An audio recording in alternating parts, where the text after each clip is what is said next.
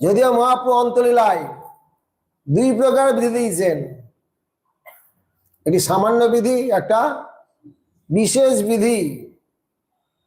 সামান্য বিধি কাকে বলা হয়? বহুদেশভাবী সামান্য, একদেশভাবী বিশেষ।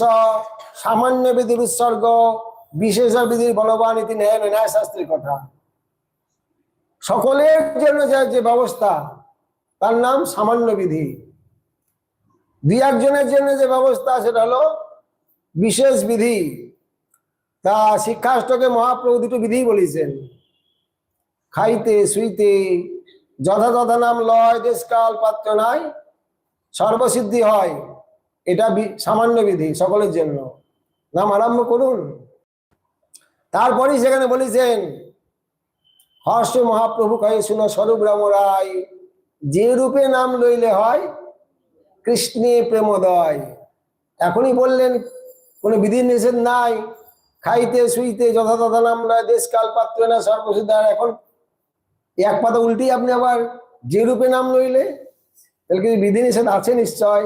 বলে হ্যাঁ, প্রেম লাভ করতে গেলে ওটা নামাভাস, নামাভাসে সংসার মুক্তি হয়, পাপক্ষয় হয়, প্রেম লাভ হয় না।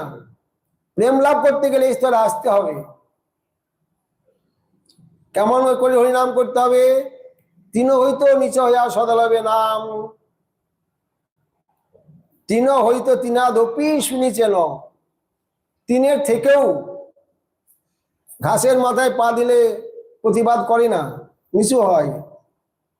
পা তুললে আবার ঘাসটা আবার যেমনকার তেমনি হয়ে যায়, ঘাসটা মাথা উঁচু করে। কিন্তু প্রেম লাভ যখন হবে, সেই সাধন করতে করতে সেই স্তরে যখন যাবেন, তখন আর মাথা উঁচু হবে না, সব সময় মাথা নিচুই থাকবে।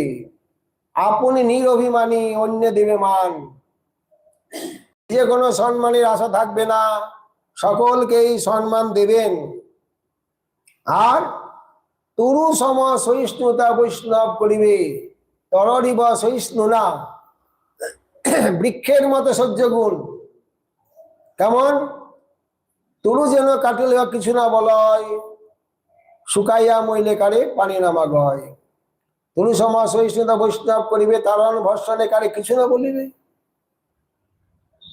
তাড়না করুক, ভর্ষণা করুক, গালাগালি দেখ, দু চার গা পিটি দিয়ে দেখ, প্রতিবাদ করবেন না।